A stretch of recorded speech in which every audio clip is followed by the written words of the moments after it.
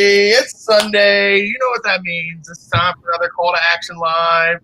I'm your host, The Belford, and tonight I'm joined by the wonderful, the amazing, the no superlative necessary, Miss Alex Mack. What's up, Alex? The daddy of all Macs. The daddiest of all Macs. That's the way to go about it. Yeah, hi guys. I'm Alex Mack, part of the Call to Action crew, and I'm super excited to chat with some of our really great guests today. We have a first class league competitor coming in hot for his first Schmoedown match. Come on, guys, definitely one of the best team competitors we've seen in a while in its rookie season. So I'm excited to chat with these people, Belford. Yeah, it's interesting. We have a lot of people considered the face of the fan leagues before the season started, and then a lot of people saw as the new face of the FCL, and then left that behind. Yeah, we are definitely joined tonight by the debuting team of Chaos Theory, and we're not going to waste any time. We're going to bring them right on.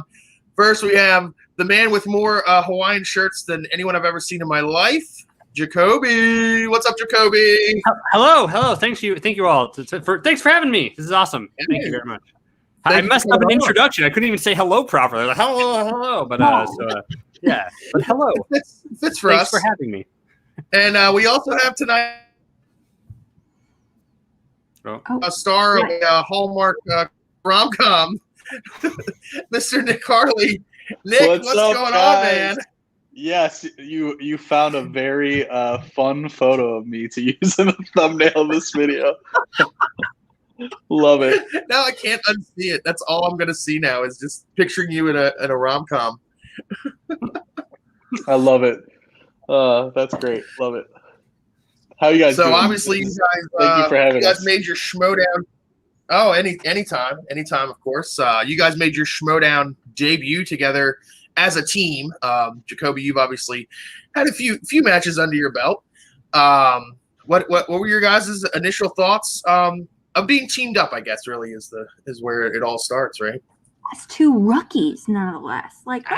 As two rookies, as we learned relatively recently, we are the first rookie team of this season. Of two rookies being teamed up, and we didn't even realize that. We're just like, that's kind of crazy, and I think we're happy. I don't want to speak for Nick, but I think we're very happy with. Oh, you can speak for me. Go ahead. I'm happy. You're okay. Yeah. We're both very happy with how things have gone so far, because it's been a crazy whirlwind of just of very quickly getting teamed up, and then hey, you have a teams match. You better let's see how this goes, and then it's just getting to know each other's chemistry, what each other knows, what each other doesn't know, and then working together and with hopefully so far successful results. Yeah, and as both of us being rookies, we're like in a similar boat. We have a similar perspective on the fact that I think we both need to prove ourselves. We need to work hard to make sure that we're on the level as everybody else. We need to show, as rookies, that we are serious and that we're here to stay. So it's nice having someone with the same drive and passion as far as studying and putting in the work to be great. So yeah, it's been great.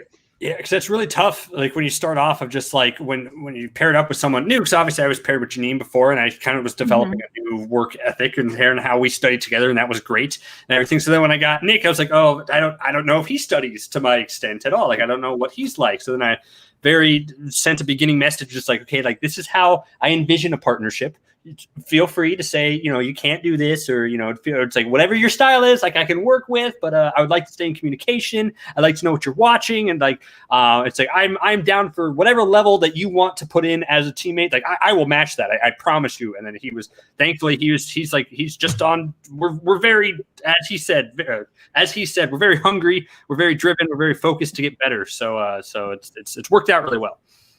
Well, in terms of being a rookie team, you guys were fans first, which I like, which is like one of the best things to see in Schmoedown, seeing a fan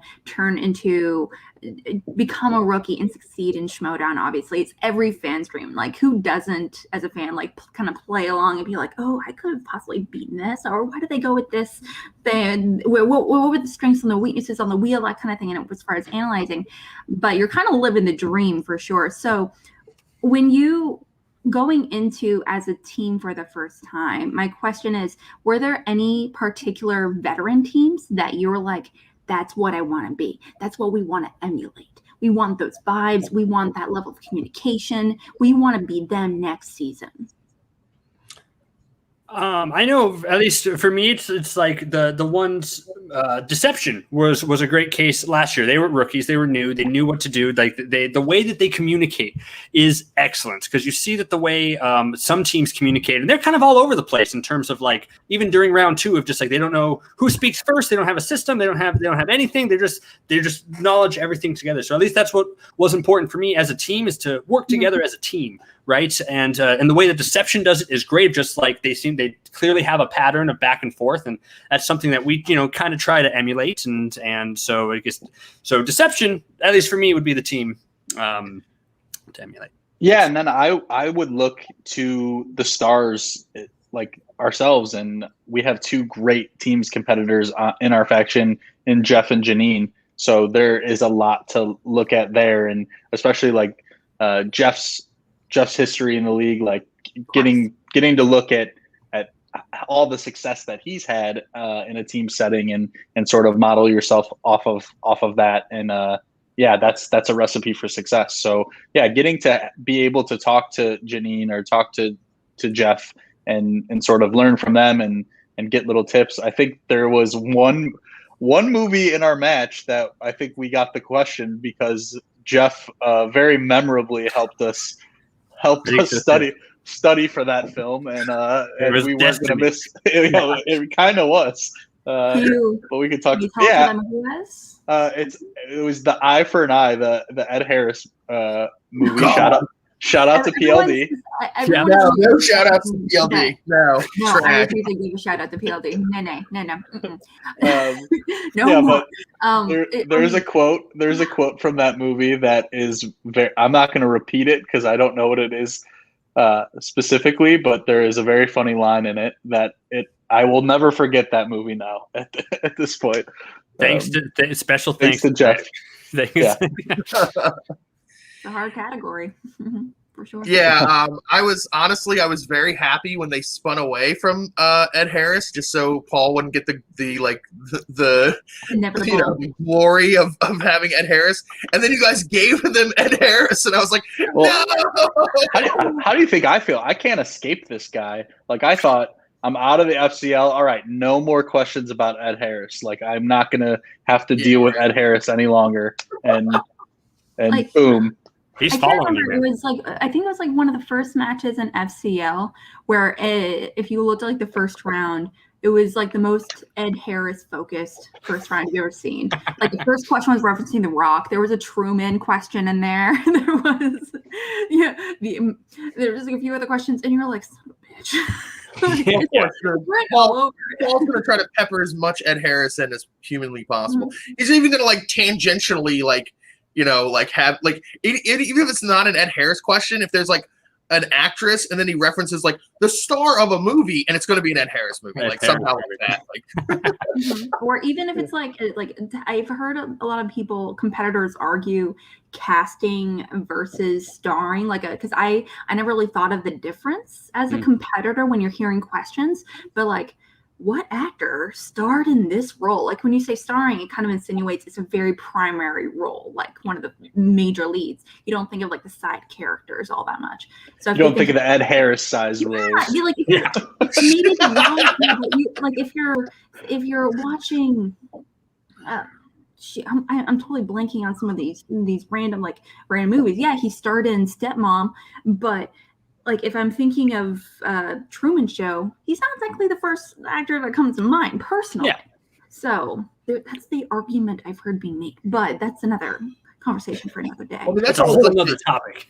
That's always the Schmoedown issue of like wheel slices, like what falls into a wheel slice versus like what doesn't fall into a wheel slice. Like, Mhm. is a movie that Ed Harris like barely is even in like for a minute? Is that an Ed Harris movie and should be in an Ed Harris movie wheel slice? Like things like that. But we talked about that too in terms of just like when you get those wheels and you see those slices, even if it's not even Ed Harris, if it's anybody, Robert, or any actor of sorts of things, like how do you approach those questions of just like who stars as this role in this movie? If it's just if Ed Harris, does that as exactly as you said, like does that count? I don't know. So it's hard to get into the mindset of kind of what to study for, and it's like, okay, only focus on what Ed Harris is doing in his relations with characters, or do we focus on everything?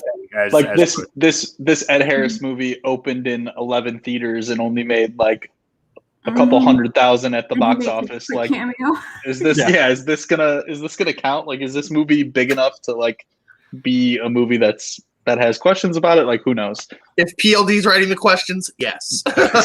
No Ed Harris role or film is too small. So. Oh man. But you guys had a great match. Great start. I mean, again, like Jacoby, you've had a few matches under your belt. But you know, Nick, this is your first match in the MTS, and to open with a perfect first round, like, how are you guys feeling heading into that first round, and then like as the round went along?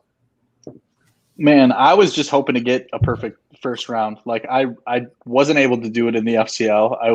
I had a lot of like stress about that, honestly. Like I really knew that especially in that title match that I was expecting my opponent to go perfect in the first round, and I was like, I have to match him. Wasn't able to pull it off, and then just to be able to do it in my first MTS match felt like just like like the next step, you know, for me as a player. Like I have these internal goals and check marks that I'm making. So like go perfect in the first round was one that I got to check off. That's actually very interesting that you approach it, Nick, as I didn't know that the approach is like, I want a perfect first round, because like my mind says like I want to get at least 1 point. Like I'm so afraid every time that I'm going to go 0 for 8, because like there are times like when I watch along with things like, you know, I don't go perfect all the time. There's all the times I go like 7 or like I miss one, and I always think like, well, what if I just get like the one I missed? What if I get 8 of those types of questions, which is very possible. It could happen, and then so it's like I'm going to go 0 for 8. So as soon as I never think of it as like I want a perfect round. It's like I just need 1 point in round 1 and then go from there. Yeah, I think also it's a little bit easier for sure. Your first match, obviously, versus your 5th or 10th match or anything like that. Obviously, I'm kind of curious to what a lot of veteran competitors, their approach to a round 1 is compared to when they first started, because let's face it, I know there's been many a debate talking about what is the most important round in Schmoedown. Is it the 2nd or is it the 3rd or anything? But I feel like in the past season and a half, I feel like the first round is becoming increasingly a bigger deal, just because the difference is just 1, maybe 2 points. And sure, that is like a second round or anything, but that bonus point from the first round is becoming even that much more important and everything going into this next one for sure. I think, and also especially because just like the way the questions are now, it's like there's very good chance if it's like a 4-person match, there's a good chance that somebody is going to go perfect, right? It's just because there's the level of competitors now are everyone is so good nowadays that like you don't want to be the one who's not scoring the perfect round in that, because somebody is going to. It seems like I think like I'm trying to think the last time. Like if there's a big match like that where at least it's either close or either perfect. So it's like those are super important because you got to match what everybody else is doing or else because you can't fall behind. Exactly as you said. Mm-hmm. Yeah, you can't win it in the first round, but you can lose it in the first round. Yeah, I mean, we've seen, you know, if you only put up 5 or 6 points and your opponent, you know, goes perfect, now all of a sudden you're so far behind and you're just chasing everything, and the pressure I think just adds more and more. So yeah, like in a certain blackjack deception match when I think you're down by like 7 going into like round 2 because they both go perfect plus the bonus. It's just like then after that you're like, all right, well now you play to stay above water. So for everything like that. So, and just look at all the matches that have come down to 1 point at the end of the match. Like and. Yeah, it's as simple as like, man, if I would have got asked that extra question in round 1, that could have been the difference maker. That could have taken us to sudden death, and then who knows what happens, you know? Like, It's especially because I would say like the first round, like a lot of those questions, like if the ones you miss it, you're just like, I should have known that, right? Like it's like that's one I should know. And you talk yourself out of the answer, or it was exactly. like right on the tip of your tongue, and you were like, if I only use that JTE more efficiently, or something like that. When usually the mindset before was you want to save your GTEs for second and third round, and you don't want to use any in the first round. So different mindset towards using those for sure. Yeah, it's really hard to know when you should be when you have something that is a question that it's like, oh, it's not coming. And like you said, I think there's a tendency for people to want to like hoard the JTEs for the later rounds. So it's really tough to just tell yourself like, no, I just need an extra second here and I can get it, or I don't have any idea what this is, and not even a JTE is going to help me. Like being able to make that determination in the moment is harder than it seems. Especially because go ahead. Sorry. Oh, I was because when I was perfect until I hit the Schindler's List question. Because my husband was cooking in the kitchen, and I was like, the one in 1993 next to Jurassic Park, the one in Ben Kingsley, World War II, the Red Coat. I know this movie. Yeah. It's like something list. I'm like, if you had GTE, I would have 100% get it. But it like the time ran out for me, and so I definitely wouldn't have been able to. So I'm like, you have that happens like so often, especially like when I'm watching along. Like I had one happen in my FCL match. Like Richard Linklater is one of my favorite directors, and I just completely blanked like on a question about his movies. I was thinking of the movie Bernie, and I just had that like the name Bernie in my head, and I'm just like, it's not Bernie. Like what is his name? And it's like, duh. Like any other day, I get that question, I get it right. It just just a weird like brain fart. Yeah. It's the worst time. Are those the ones that stick with you the most? Like, because if you just don't know the answer, you're like, well, I didn't know that. Let's move on. Mm-hmm. But it's like the one that I knew that answer, and it just the ones that sting are the ones that sting are the ones that you know for sure. Also, the ones that like let's talk about like this like our match, the Trolls World Tour in round 2. That's one that I didn't really know off the top of my head, but if I would have thought about it for a second longer, I would have said, okay, Anthony Ramos is more of a thing right now because of Hamilton and In the Heights, and so his like fame is a little more recent, so it would make sense that he was prominently in the new Trolls versus the old one. And if I would have thought about that for 15 seconds longer, like who knows, like. Same with me, because I think my first instinct, I was mixing up Kelly Clarkson with Zooey Deschanel, who's in the first one.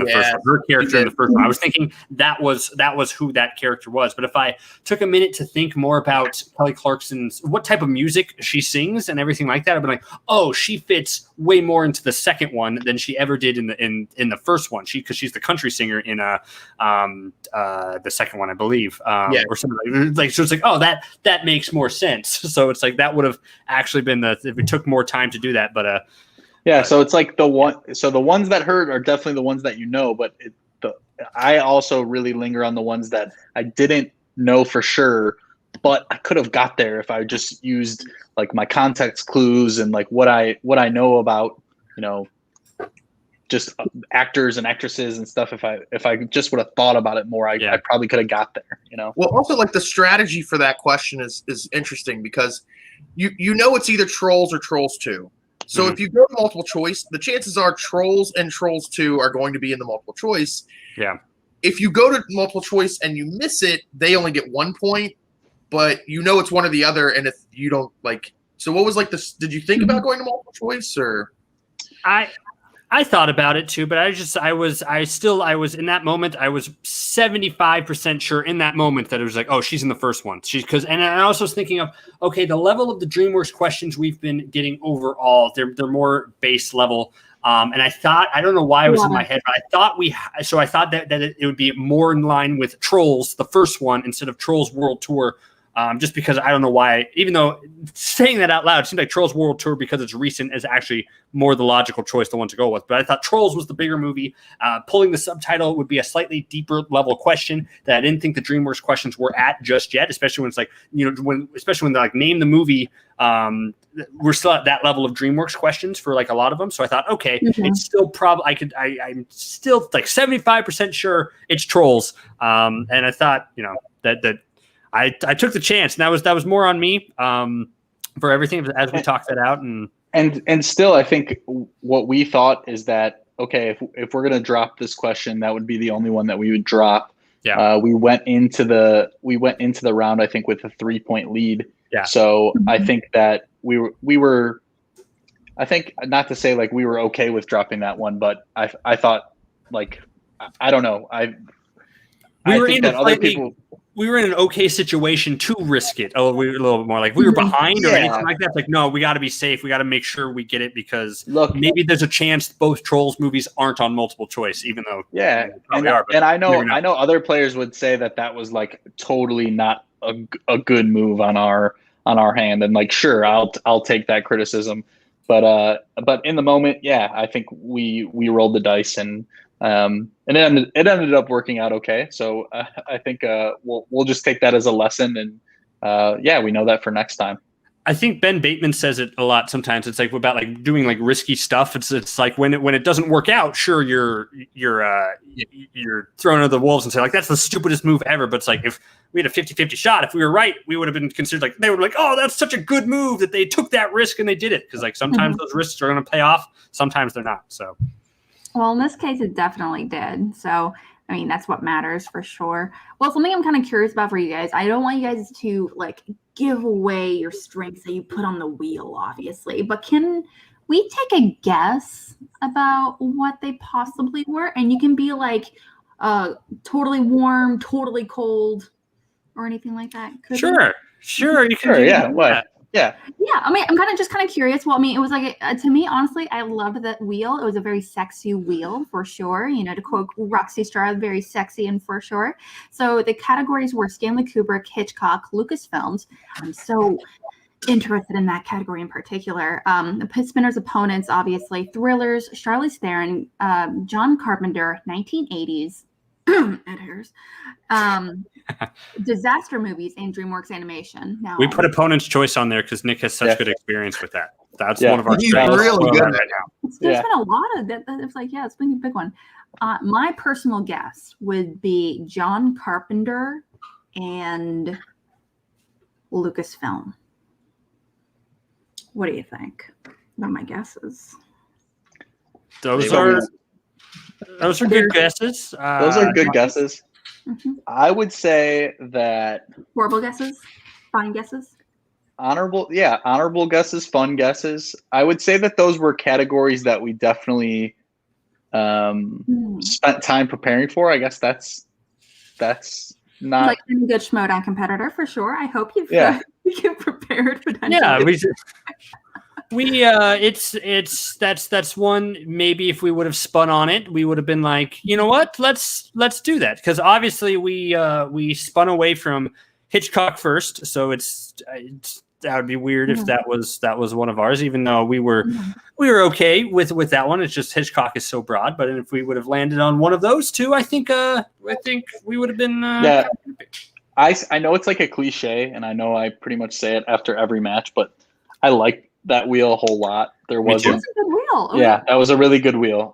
So I like diverse wheels. I like having a decade in there, some general categories as well as like some really niche categories as well. So it's a pretty sexy wheel. Belford, what do you have any ideas? I don't necessarily have any ideas. I do think it's interesting, Nick. Like, you've now been in 3 FCL matches, and then now this match.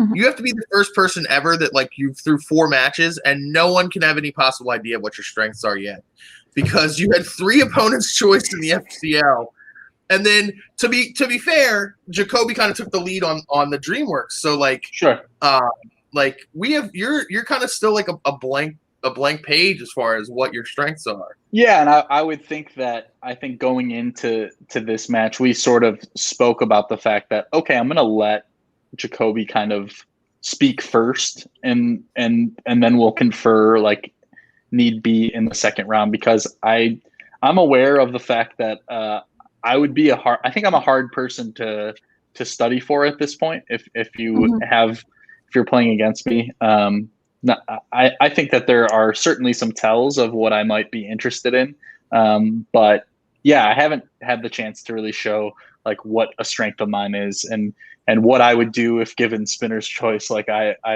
haven't really been able to show that off. So hopefully at some point, hopefully at some point I'll be able to answer questions in a category that I'm like super pumped about and really excited to get. But we'll see. Have you seen how well he does for the categories that he doesn't want? Think of how well he's going to do when he actually gets a category that he actually does want. Might happen, maybe, hopefully someday. To be fair, like in the FCL, like they didn't know what your weaknesses were either, so they might have just given you a strength thinking it was That's a true. weakness. So. Yeah, I will say, without giving any of my slices away, that no one ever gave me my category that I wanted. Okay.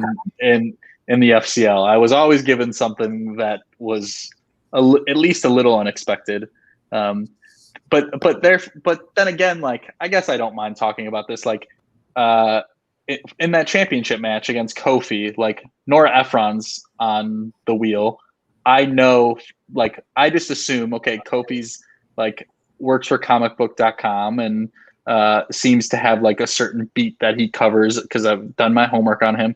Something tells me he's like probably not the biggest Nora Ephron fan, and probably assumes based on like who I am and my background, like you probably didn't think that I was gonna be like super knowledgeable on Nora Ephron either. So I assumed, and knowing that I have this history of getting opponent's choice, I'm like, I know I'm gonna be bulletproof on Nora Ephron because I bet if I spin opponent's choice, that's the one he's gonna give me. And sure enough, like that's what happened. So I find the wheel and the like what you're going to use as your strength, all the strategy behind that, like what people might expect you're good at, but what's the thing that you maybe are sneakily good at, and like just all of the 3D chess that goes on with picking your wheel slices and preparing for wheel slices is really, really fun. I love the strategy element there.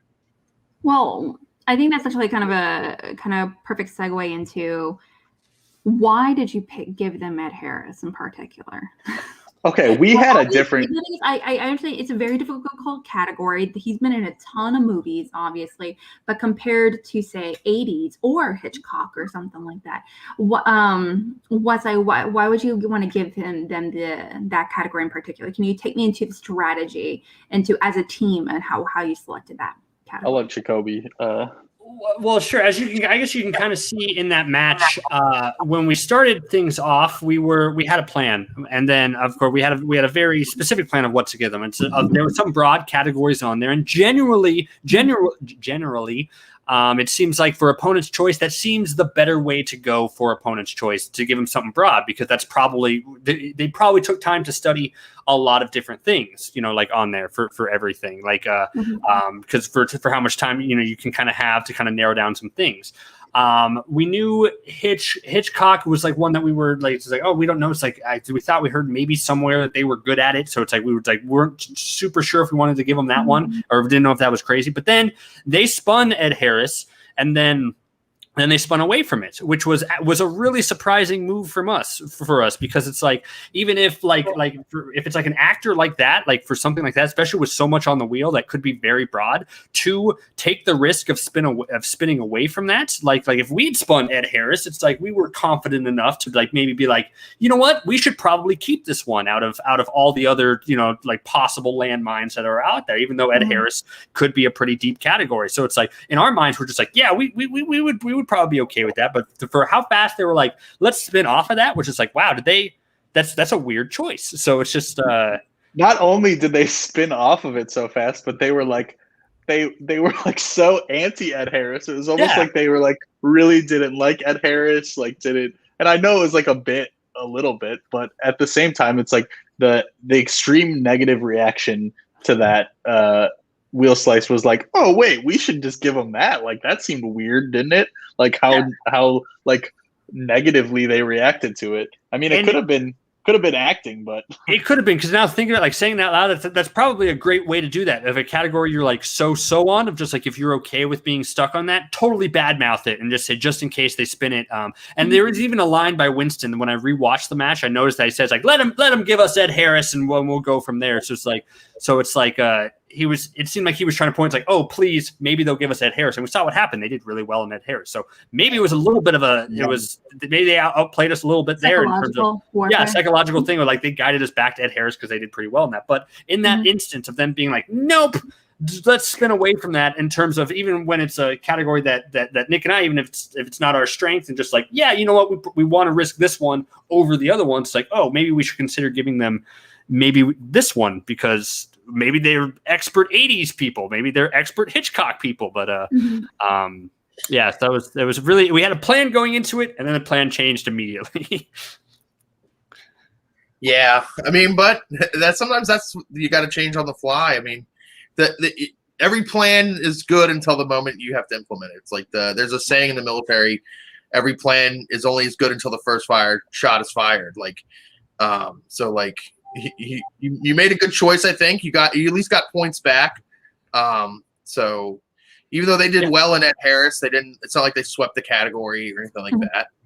Yeah, that was really all we needed to do, right? Because since we needed them not to go perfect in a category, we needed to stay ahead, because then at that point it's just like you just need to stay ahead in round 3, because then it's going to come down to 5 and you got to hopefully go from there. So as long as we give them a category that we don't think that they're going to go perfect in, but they're a great team. They would probably do well in just about any category, but just like that one seems statistically more likely that they would not go 12 for 12. And that's what we needed, given the point spread, I think, at that point. So yes, I think if they had gone 12 for 12, they would have taken the lead. Yeah, they would have been. I think they would have been one ahead of us because of the steal. Yeah. I believe if they went 12 for 12.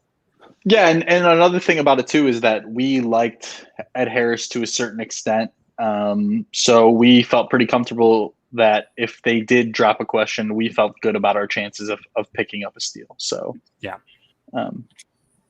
Yeah. Well, something I'm kind of curious about specifically towards both of you guys, obviously being your rookie seasons. And I know, Jacoby, this I think it was technically your second match this season. Is that right or no? Second teams match. Yeah. Teams match overall so far.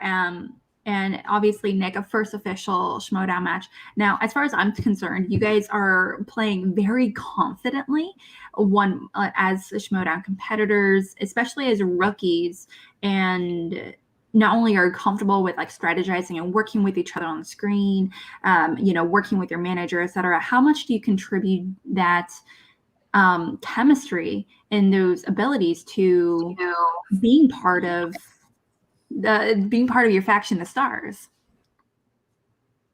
Do you want to start off, Nick? Yeah, I think that I was really impressed coming in. Okay, so like, let's be honest. I'm getting called up from the FCL, and I'm joining a faction that was currently in last place, and and at that point in time, and so I'm eager to get into the MTS, and I know that Roxy is like a great manager and is going to be someone that is going to be an advocate for me, on screen and behind the scenes. Like I know that about her, so I want to work with her regardless. But you do have question marks, like, okay, what state is this team in? Is there good communication here? Like, are people talking to each other? And I was really relieved to find that this faction is incredibly supportive, incredibly communicative. Everybody working to help each other prep for matches. And like, look, we've just had some bad luck. I think that people watching would agree with that. I think that there have just been some bad beats. I don't think that we are playing to the ability that we know we have the potential to play to, and we work hard, just as hard as everybody else. And I was really encouraged to just see like this, not only helping each other prep for matches about like questions and talking strategy, but just the overall like just supportive of each other. When someone says like, hey, I'm starting a new job like later this week, everybody like, oh, good luck, like have a great time, like have fun, tell us all about it. Like we are a group that I think genuinely enjoys working together, which that was the perfect vibe that I was looking for. I wanted a team that felt like a team, and I have that. So it's phenomenal. Yeah. That's awesome. I love that. Yeah, and then on our end, we wanted someone who was a complete beast, and we got him, and we got him in Nick. We're very, very happy with that, because as he said, because like, and everyone knows the Stars, our place in the standings isn't that great at the moment. Yes. But it's like it's all about exactly. So it's like we need someone who we knew could come in and gel with us and do well, and I'll admit it's like as we were like scouting Nick, so to speak, and we were like watching his matches, like this spoiler guy, he seems kind of a jerk. Like I was like, is he going to fit? Like, sure, the Stars can be a bit of a heel-esque type of in-betweeners type of team, especially with some of their personalities, and that could fit well. But it's like, especially when it comes to like me, because if we were scouting Nick specifically to be a partner for me, it's like I don't know if I'm going to like this guy. But then I watched like his interviews that he did, and he seemed like the nicest guy in interviews. I was like, oh wow, he's actually a pretty cool guy. And then getting to know him and knowing the amount of work that he wanted to put in and how it matched with most like all of us and at the Stars of like how much we wanted to put in. It's like we knew that he would be a perfect fit here, and to help to raise our standings as we enter the back end, the end game of this season. Well, I mean, in terms of, the thing is, when it comes to the faction standings and everything, obviously the Stars, like you said, it's not technically, as of now, is not in the greatest position. However, I don't think that's, I don't think that's a reflection of the manager. I don't think it's a direct reflection of communication or anything, obviously, because there are because I think Roxy in particular, I don't think all managers are created equal. I don't. I think there's fine managers. I think there's good managers, and I think there's great directors. I do think Roxy is one of the few great directors Schmoedown has right now, because obviously not only she will like fight for you, but she's very. I feel like she's very similar to Sam Levine, where she's very strategic in the way she goes about working with her competitors and issuing challenges and knowing exactly what to say. And because there are quite a few managers that challenge, but they don't really challenge correctly, or they're not or they don't catch it in time, or whatever may be. So, I mean, obviously, as two rookies, I think you really couldn't be placed in a better situation as with a manager that really has your back through and through. As you're learning strategically to go about it. Yeah, I agree with that. Because I'll admit, like at the start of the season when I was drafted, because I'll admit, like my personality doesn't seem like it's going to fit very well with the Stars. I was just as surprised as a lot of people when I was, drafted for the Stars overall. But getting to know Roxy is just like, she is such a fighter in every sense of the word, in terms of both for the match and for her players. Like as you said, no matter what, always making sure players are comfortable, being a great strategist for both the match and everything behind the match, and for studying and making sure it's like. It seems like she believes like that everyone knows a lot of stuff. It's all about getting your players in the right mindset, like for like no matter what. And that's what Roxy is so good at compared to like all the other managers. She's always there for you, always willing to be like, okay, calm down. It's like, we got this. How are you feeling? Walk me through your process. What are you thinking? Let's talk through this, and we'll come to a conclusion together of the best way forward. So I don't have enough. I can't praise Roxy enough.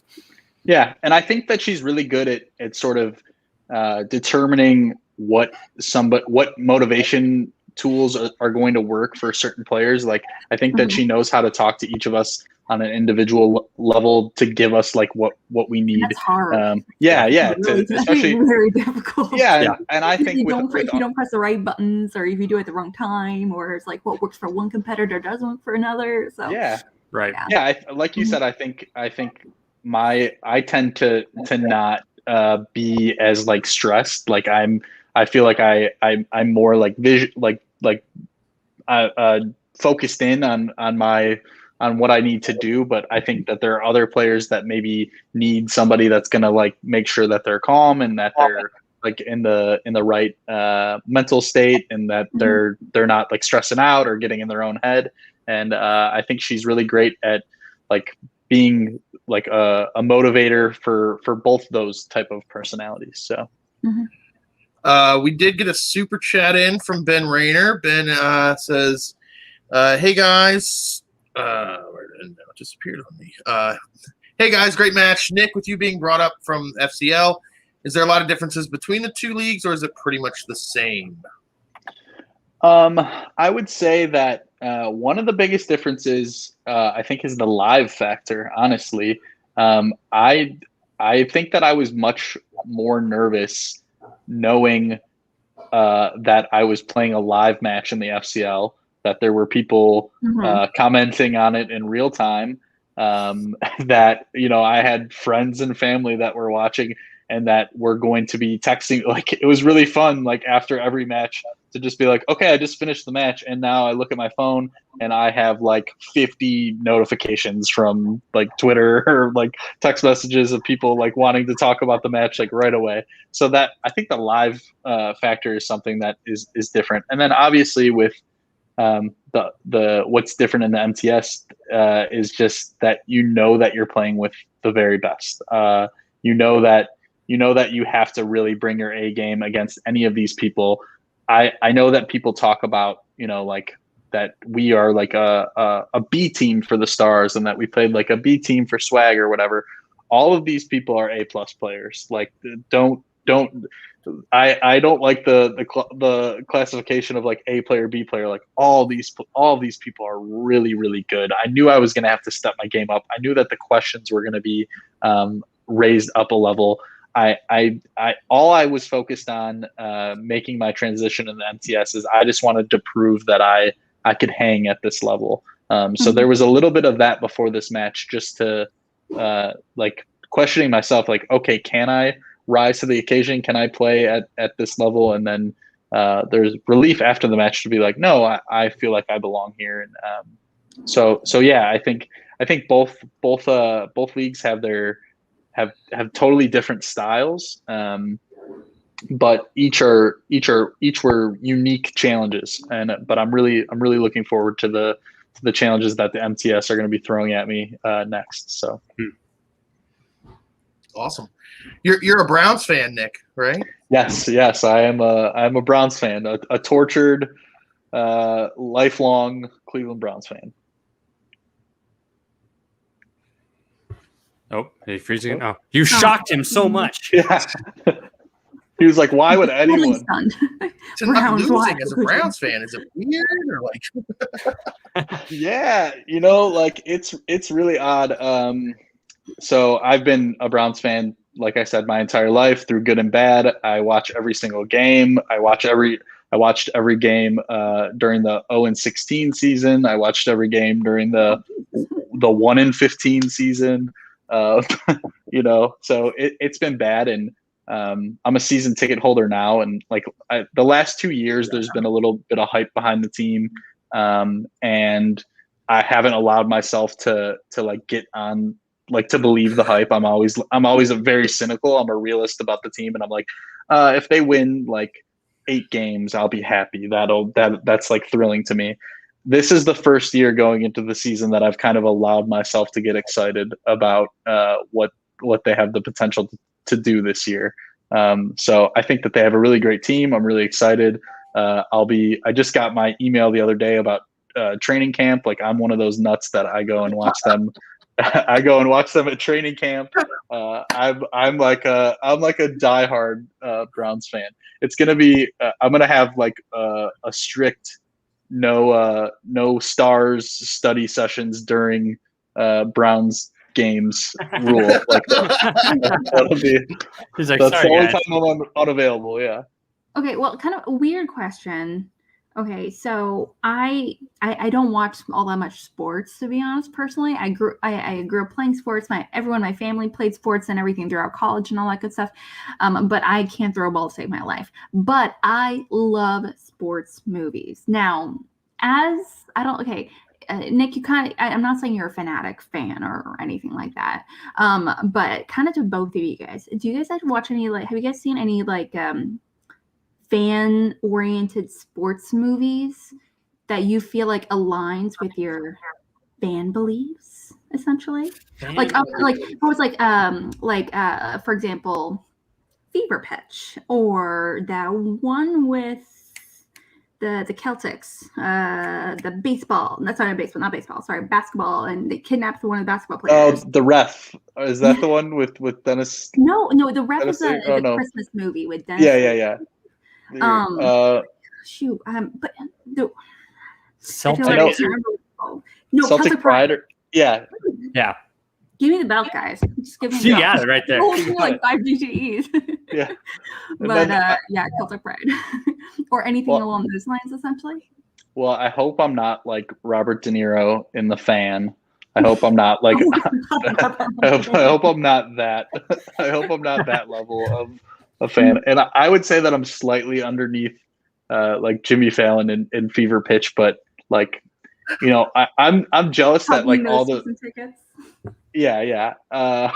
So I don't know if there's a movie that speaks to my fandom, but one that like as a Clevelander, Major League is like a very important very important movie for us. So I'll go with Major League.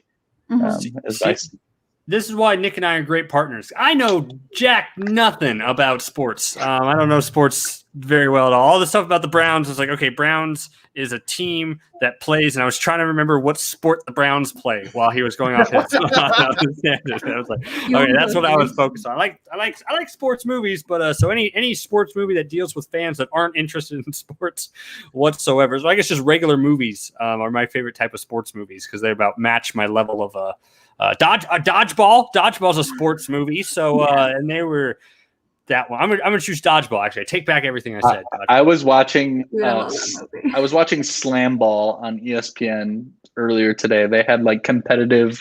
Do you know what Slam Ball is? Like the little. Was it on the Ocho? That's what I thought. That's what I thought. I was like, am I watching ESPN 8 the Ocho? But they were playing Slam Ball.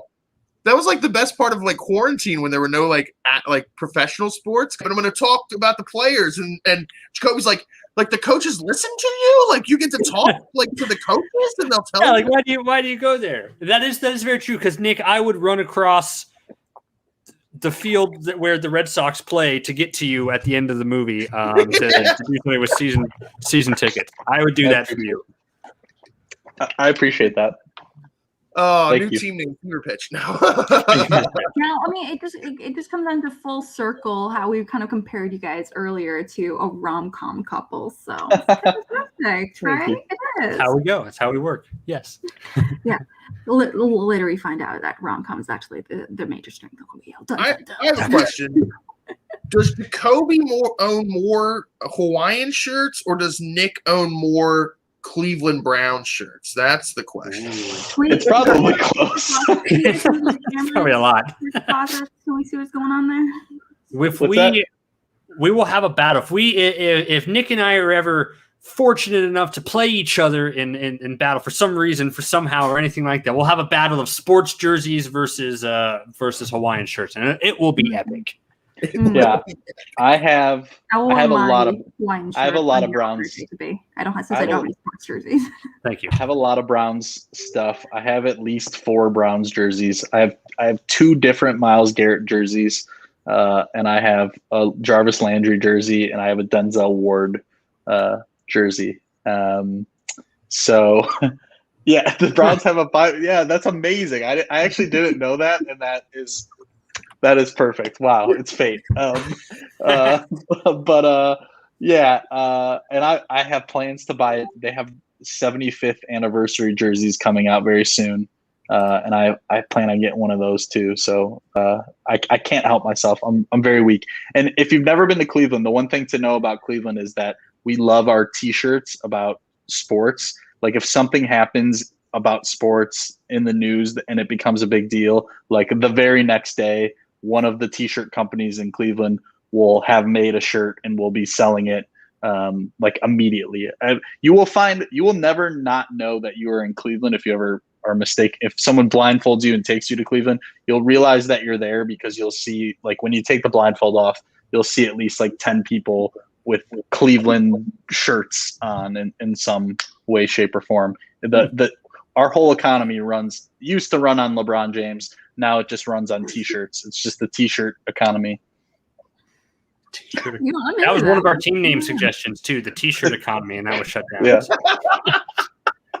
Yeah. Well, I used to live in St. Louis, and we're kind of very similar. It's the home of the Cardinals and everything. And not my grandpa, but my uncle, he literally had a bedroom that was pretty much a shrine to the Cardinals.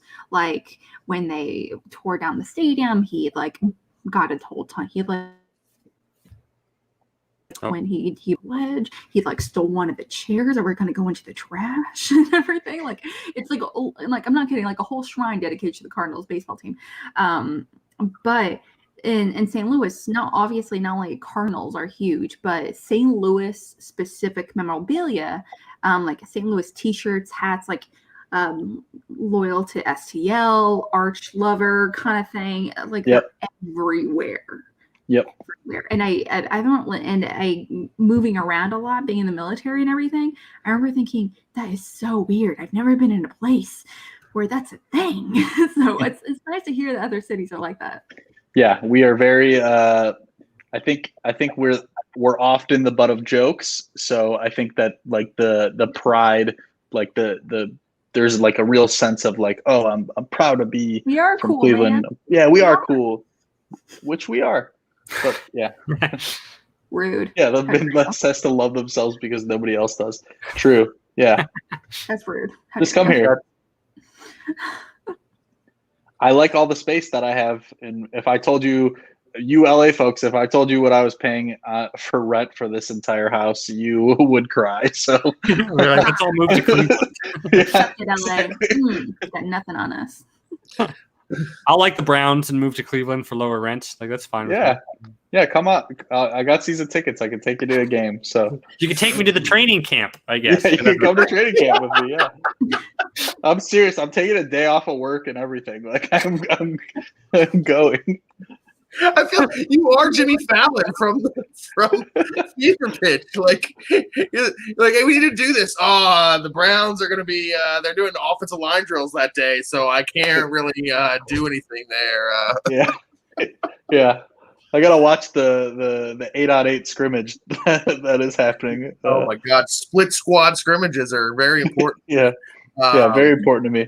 Sure. But, so what's next for Chaos Theory? Are there? I know nothing has been announced officially, but we know that's what's next for Chaos. We don't.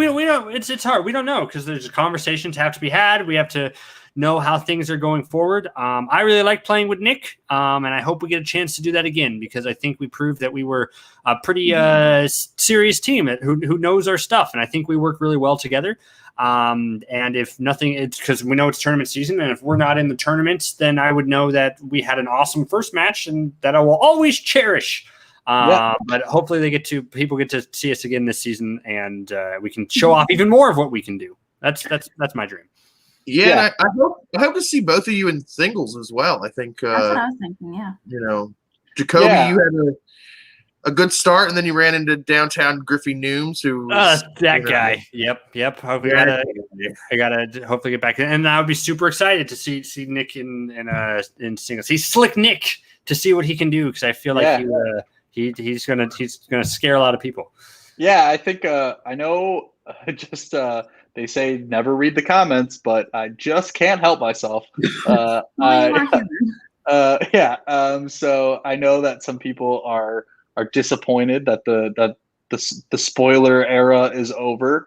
But I think that I have some other stuff up my sleeve. I got some ideas where you will see a new character here hopefully very soon. And if you liked, I don't think that anyone loved the spoiler immediately. I think people had to warm up to the idea and see some of my antics and stuff before people got on board with it. And I hope to be able to win you over all again very soon. So I'll just say, give me a minute, and Slick Nick will become one of your new favorites. I promise.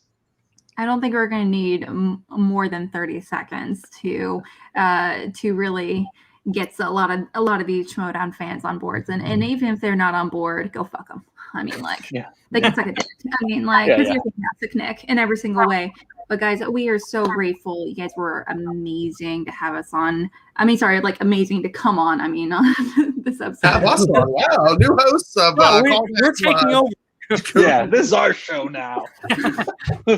Chaos Theory. No, thank Yeah. you guys so much. This was Chaos so Theory much Live. fun. Yeah, Yeah, Thank this you guys. is great. Yeah, this is super fun. Any show that lets me ramble about the Browns is automatically one of my favorites. So. Jacoby, where can everybody find you? I'm on Twitter. I don't tweet a whole lot, but I am on Twitter because I had to start a Twitter, basically get back on Twitter for the Schmoedown. So I'm on Twitter, jbancroft815. Go follow me there for me not posting, but down here. And that's I don't have any other cool projects, unfortunately. But I wish, maybe Nick has better stuff. Yeah, Nick, besides Brown's training camp, where can everybody find you? I was going to say, you can find me at Brown's training camp. You can also find me at Twitter at Mick Marley. I think it's scrolling down here somewhere. And you can also find me at Den of Geek. I just recently reviewed the new Space Jam film. My one criticism was that they didn't say Warner Brothers enough. I wasn't really sure what studio I was watching. I didn't know. I was like, "What did Sony make this movie? Like, who was the studio behind this?" Yeah, but other than that, it is Citizen Kane. You're right. Yeah. My dad, LeBron James, is the star of the film, so I did have to I put a disclaimer at the bottom of my review that said, like, "Hey, I'm from Cleveland. I cried when the Cavs won the World Championship. Take my criticism with a grain of salt." And I also recently reviewed the new season of Ted Lasso, which is just a warm blanket of a show. It's great. So you can check out both of those. And I got a bunch of other stuff that you can check out at Den of Geek. So you can find me there. God, he's so cool. Wait, you got to see Ted Lasso season 2 already? I've seen the first 8 episodes. Out of how many? How many are there? I think there are 10. I think there are 10. Why would they only let you review 8 episodes? That seems weird. It's like, just throw the other 2 on there. They're like building anticipation. Well, I watched 6 and then wrote my review, and then like immediately after I finished my review and published it, they gave us 2 more. And I was like, "Oh, this changes everything." No, I'm just kidding. He was going to review 10, but then there was a Browns fan meetup somewhere that he's the chairman of, and someone wanted to talk. Go ahead. Someone asked me who I thought was going to make the 52-man roster. I had to shift my focus. Nick will be in the new Hallmark Hall of Fame rom-com, It's the Hope That Kills You. The Mistake on the Lake. Alex, where can everybody find you? And down there, you saw that real underscore Alex Mack. My personal year project is trying to watch 300 first watch films for the entire year. I just hit like 142, so I need to do a little bit better. I'm trying to watch a lot of movies that are really outside my comfort zone. But speaking of that, I also host a show called Cinema Bias with Video Drew on her channel called Cinema Bias, where we dive into movies one or both of us have not seen. And we've been diving into John Patrick Shanley's filmography, such as Wild Mountain Thyme, Moonstruck, We're Back, Congo. So we're back. Mm-hmm. Oh man, 90s animated film. I love that movie. It's a good one. So good. It is a fun one. Mm-hmm. So bad. So check it out. He doesn't like animated films. He thinks all animated films were made for children and thus trash. What? Cartoons are trash. I don't want to take over the show anymore. DreamWorks Cartoon Studio is trash. You can find me on Twitter at Mr. Billy Belford, where I talk about how cartoons are trash, among other things. You can also find me here at Call to Action Network every Sunday for Call to Action. Well, most Sundays for Call to Action Live. Once again, thank you so much, everybody, for watching. Nick and Jacoby, thank you for coming on. We'll have to have you on again when you guys win the team's titles and Stars win the season because you guys go to the finals of the singles tournament and win the singles tournament and then win the singles belt. You know. Yeah, you That's know. where you find those ranks in the fashion. NBD. Yeah, when we face each other at Spectacular. Yeah, Browns jersey versus in the Hawaiian shirt. It's gonna be great. It's gonna be a good time. Get your tickets now, folks. Loser has to burn their shirt on stage. Yeah. don't even worry. The Browns are on bye that week. You can come to Spectacular. You don't even have to worry about it. All that crossover between the Browns fans and movie trivia Schmoedown fans. There's dozens of us. It's just a diagram. It's just me. Well, thanks everybody once again, and that's going to do it for us. We will see you all next time. We're out of here. Peace. See you guys. Bye.